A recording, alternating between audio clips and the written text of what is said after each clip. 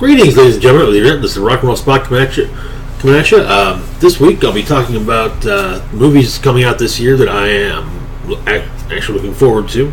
Now, there are actually quite a few, but partially for the sake of time, and really just because I'm kind of focusing more upon what I mean to see in theaters. I will really only be talking about the ones I mean to see in theaters. And this will be done actually in order of release date, or at least release it as of right now. Because you know how those things can change. First up, actually we got two on February 6th that I'm looking forward to. First up, we got Jupiter Ascending. It's looks to be kind of a sci-fi epic by the Wachowskis. I'm personally I'm looking for this because, for one thing, from the previews, it looks cool, and it looks like it'll be a really fun sci-fi flick, and I'm all about those. It also looks really pretty, and even if it does end up being, well, bad, it'll at least still be, like I said, aesthetically pleasing.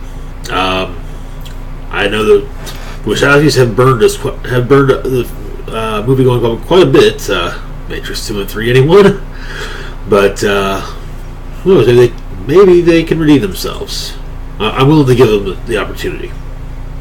Next up, there's Seventh Son. Now, I've been seeing the preview of Seventh Son for well over a year. It's got Jeff Bridges. It looks to be a fantasy adventure.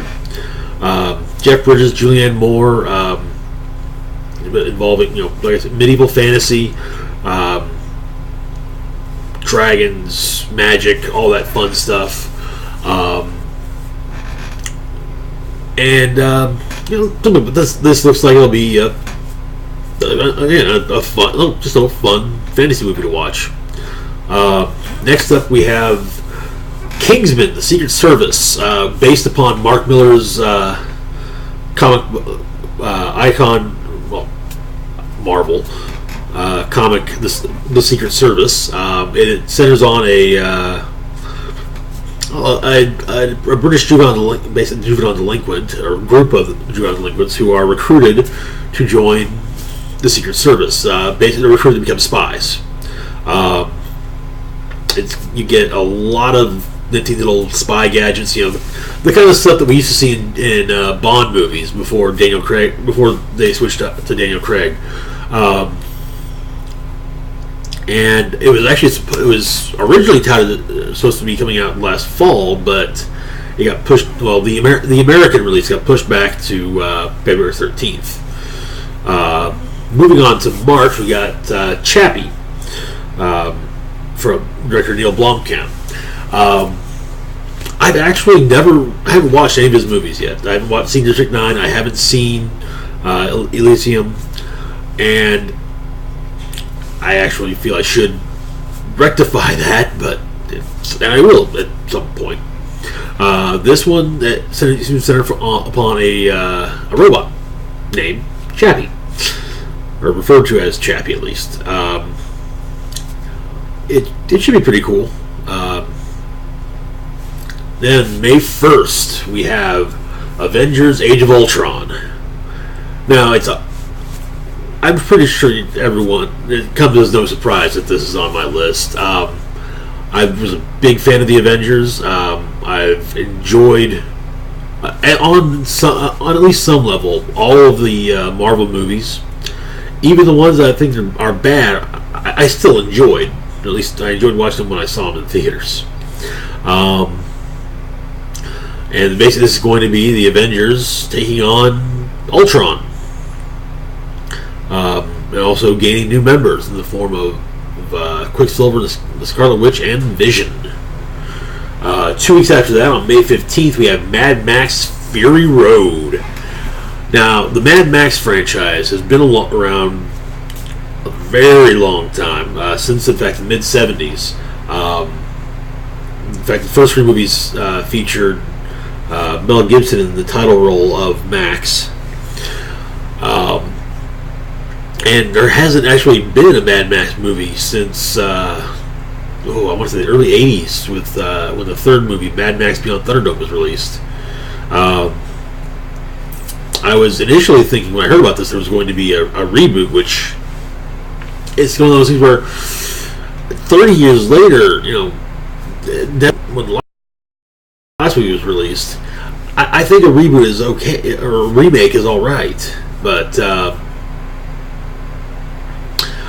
anywho, it seems to have the same feel as Road Warrior and Beyond Thunderdome.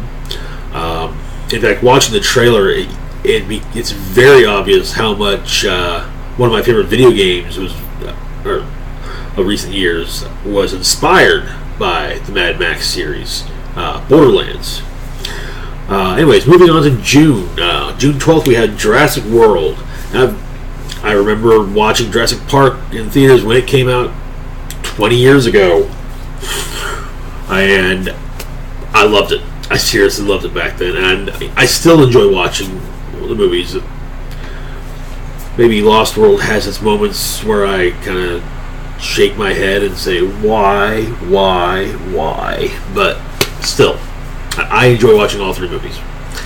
Anyways, moving on to July. On July 3rd, we have Terminator Genisys. Initially, I was actually not too enthused about this one. It seemed to be, to me, a cash grab. And then I saw the trailer, and my curiosity was piqued. The best way to describe what I've seen in the trailer is that all the time travel from the series seems to have broken time. So things are now very different. And also, it'll be cool to see Schwarzenegger back as the T-800. Even though it'll be a good guy T-800, but still, it'll be cool to see him back. Also, T-1000, or will be at least a T-1000, if not more.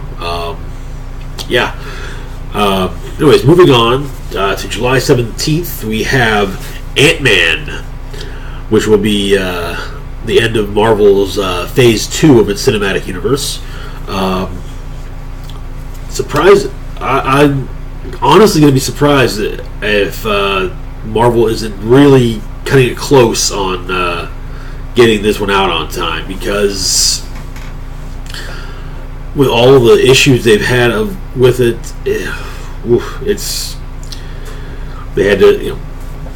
there was script rewrites, there was getting a new director a few times over, and so yeah, it's been and hopefully the teaser trailer looked really cool, so fingers crossed on that we're going to get a decent film. Personally, I'm glad that it's focusing upon the character, or the Scott Lang version of Ant-Man, rather than the Hank Pym version, though Hank Pym, Earth's Mightiest Wife Beater, is in the movie. So yeah, I'm hoping that this is going to continue Marvel's run of good flicks.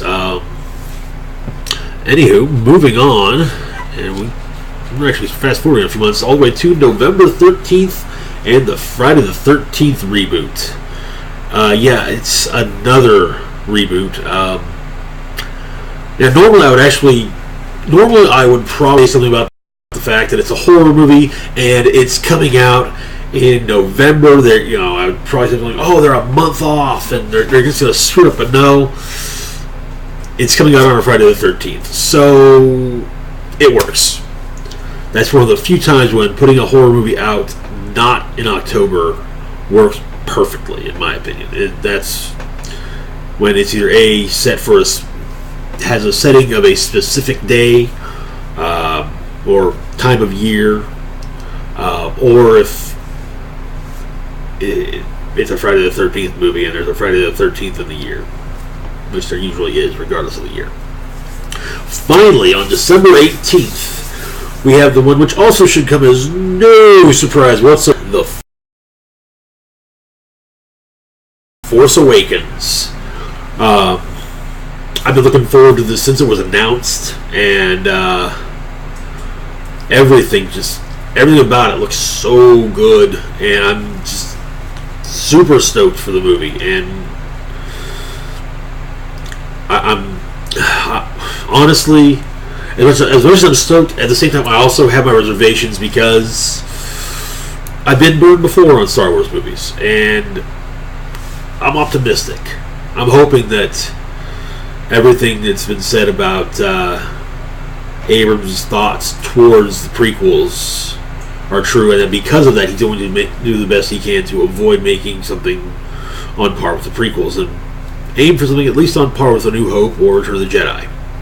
I don't think it's really possible to make something on par with Empire. I mean, he can try, but yeah. Anyway, that's all I got. I will be in the description box down below. There will be links to trailers of the movies mentioned here that have available trailers. Then also feel free to like, share, and subscribe, and follow me on social media, Facebook and Twitter. Links to both of those are also down below. And we'll be back on Wednesday with Weekly TV Roundup. And as always, live long, rock hard.